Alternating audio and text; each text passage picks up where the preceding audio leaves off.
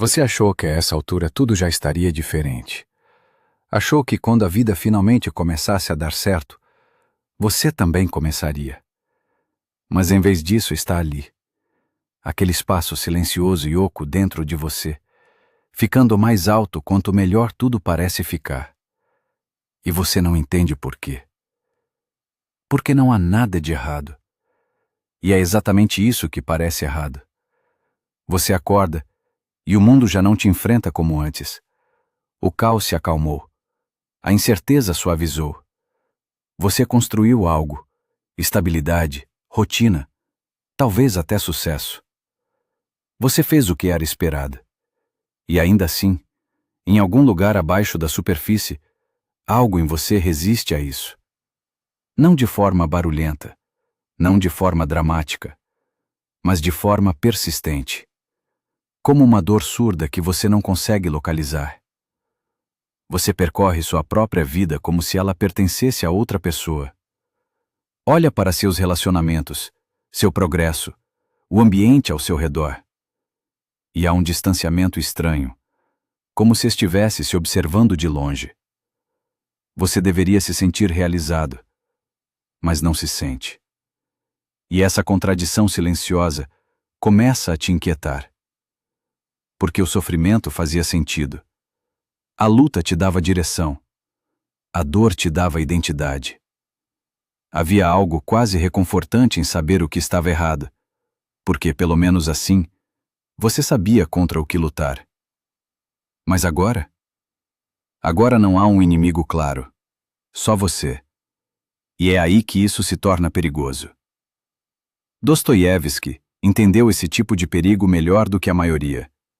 Não como um filósofo sentado atrás de uma mesa, mas como um homem que esteve à beira da própria execução, a segundos da morte, apenas para ser poupado no último instante. Ele sabia o que era sentir a vida atravessar você com uma intensidade insuportável. E também sabia o que vinha depois. O silêncio. O vazio estranho que surge quando o sentido já não é imposto pelo medo, mas precisa ser criado de dentro. Em Memórias do Subsolo, ele não descreveu um herói. Ele descreveu um homem que sabota a si mesmo deliberadamente. Um homem que escolhe a miséria em vez da paz. Não porque gosta de sofrer, mas porque o sofrimento prova que ele existe. E é aqui que isso começa a tocar algo desconfortável em você. Porque se você olhar de perto, com honestidade, vai perceber que quando a vida melhora, você não simplesmente relaxa dentro dela. Você a perturba. De forma sutil, quase invisível. Você pensa demais em conversas que estavam perfeitamente normais. Você questiona pessoas que não fizeram nada de errado. Você perde o interesse por coisas que antes queria desesperadamente. Você cria problemas onde não existem. E diz a si mesmo que está apenas sendo realista. Mas não está. Você está resistindo a algo mais profundo. Você está resistindo à paz. Porque a paz, na sua honestidade silenciosa, exige algo aterrador de você. Ela exige que você encare quem você é sem o caos, sem distração, sem desculpas. E esse confronto é insuportável. Porque o sofrimento, por mais doloroso que seja, te dá estrutura, te dá um papel. Você se torna aquele que está lutando, aquele que está superando, aquele que está tentando. Mas quando esse papel desaparece, quem é você? Existe um momento, você já sentiu, em que tudo parece calmo demais. Seu celular está em silêncio. Suas responsabilidades estão resolvidas. Nada exige sua atenção com urgência. E em vez de alívio, você sente inquietação. Uma agitação estranha. Você busca alguma coisa, qualquer coisa, para preencher o espaço. Abre aplicativos que já verificou. Revive conversas que não importam. Inventa preocupações. Porque o silêncio, para você, não é paz. é ameaça. Porque nesse silêncio não sobra nada para te distrair de você mesmo. E o que você encontra ali não é clareza, é contradição. Você quer estabilidade, mas deseja ruptura. Você quer amor, mas rores-te a intimidade. Você quer felicidade, mas desconfia dela no momento em que chega. O Homem do Subsolo de Dostoiévski diria que os seres humanos não são criaturas racionais buscando o próprio bem. Somos algo muito mais complicado. Desejamos o que nos prejudica. Rejeitamos o que nos cura. Não por ignorância, mas por uma necessidade profunda, quase desafiadora, de provar que somos livres.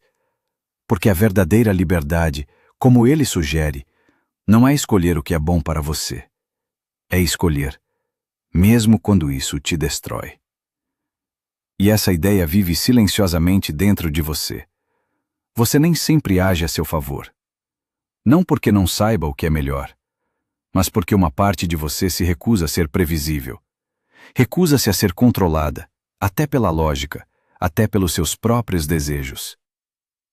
Você diz a si mesmo que quer que as coisas melhorem, mas quando melhoram, você se sente preso por elas. Porque agora há algo a perder. Agora há algo a proteger. E proteger exige responsabilidade. Exige consistência. Exige que você se torne alguém estável. E isso te assusta mais do que o caos jamais assustou. Porque o caos é familiar. O caos não exige nada de você além de sobreviver. Mas a estabilidade? A estabilidade exige que você escolha quem você é, todos os dias. E continue escolhendo. Sem colapsar, sem desculpas, sem fuga.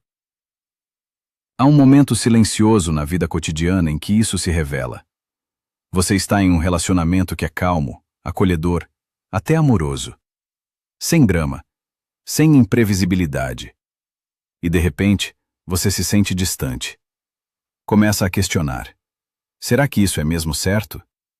Está faltando alguma coisa? Por que não parece intenso o suficiente? E o que você está realmente perguntando não é se o relacionamento está errado. Você está perguntando por que não dói. Porque em algum ponto do caminho, você aprendeu a associar profundidade ao sofrimento, intensidade ao sentido, dor à verdade. Então, quando algo é simplesmente bom, parece superficial. Mesmo quando não é. Você se afasta. Não completamente. Só o suficiente para criar distância. Só o suficiente para sentir alguma coisa de novo. E quando a tensão volta, quando a confusão entra, quando tudo se complica, há uma estranha sensação de alívio. Porque agora parece real de novo. E você não percebe que foi você quem criou isso, que foi você quem precisou disso. A mesma coisa acontece com seus objetivos. Você persegue algo por meses, talvez anos. Imagina que alcançar aquilo finalmente vai trazer clareza, satisfação, paz. E então você chega lá. E em poucos dias, às vezes horas, a sensação desaparece. Você fica olhando para aquilo que antes acreditava que te completaria. E em vez de realização, há vazio. Não porque a conquista seja sem sentido, mas porque a sua relação com o sentido sempre foi instável. Você não quer apenas as coisas. Você quer a busca, a luta, a tensão. Porque é aí que você se sente mais vivo. O próprio Dostoiévski não conseguiu escapar disso. Mesmo após o sucesso, mesmo após o reconhecimento, ele jogava compulsivamente. Não porque precisava de dinheiro, mas porque precisava de risco. Precisava de incerteza. Precisava da possibilidade de perder tudo. Porque aquela beira, aquele caos, dava a ele uma sensação de existência que a estabilidade não conseguia dar. E você talvez não jogue, mas encontra suas próprias versões disso. Você procrastina até que a pressão se torne insuportável. Afasta as pessoas só para ver se elas voltam. Espera até que tudo esteja prestes a desmoronar para agir. Cria urgência onde ela não existe, porque a urgência te faz sentir vivo. Mas o que isso diz sobre você? Que a paz parece vazio e o caos parece vida? É aqui que a contradição se aprofunda. Porque não é que você queira sofrer. É que o sofrimento te dá algo que você ainda não aprendeu a encontrar em outro lugar. Sentido, identidade, prova de existência.